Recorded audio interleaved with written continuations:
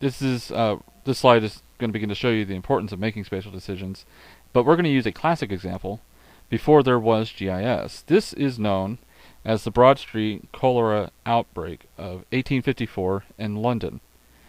At the time, there were two competing theories as to the source of the disease. The popular theory was that most residents believed, was that there was contaminated vapors emitting from an old cemetery. If you're looking at the slide, it's outlined there in green, that those vapors from that cemetery was causing the disease. You see, the cemetery was used 100 years earlier to bury victims of the bubonic plague. By the time of the cholera outbreak, housing had been built over top of this old cemetery. Of course, we wouldn't be doing anything like that these days. But anyway, the second theory was the one that was suggested by Dr. Snow, which was that contaminated water from one of the local wells was the source. The district's water pumps are marked with the black rectangles you see. Dr. Snow then added the locations of all those who had died from cholera on the map. He then correlated the location of the victims' homes to the source of their drinking water. What we see, a pattern is revealed.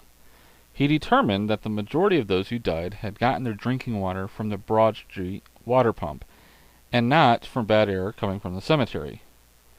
After closing that pump, the number of cases of cholera dropped dramatically. It turned out that the problem was the sewer pipes, buried about 22 feet down, were leaking into the shallow water wells, which were only 28 feet deep. The Broad Street pump was only one of many shallow water wells in London. The deeper wells had a thicker buffer of soil between them and the leaking sewer pipes, and therefore were less likely to get contaminated. The maps Dr. Snow made constituted a classic use of geographic information to draw, 25-cent word here, epidemiological conclusions. Today, we might use the same principles to locate the cause of an outbreak of West Nile virus, avian flu, swine flu, or an unexplained source of food poisoning. In the Dr. John Snow example, the locations of the water pumps, the cholera deaths, and the old cemetery are all spatial data. The spatial analysis that Dr. Snow performed was geographical information systems analysis without a computer. It took Dr. Snow a week to complete his analysis.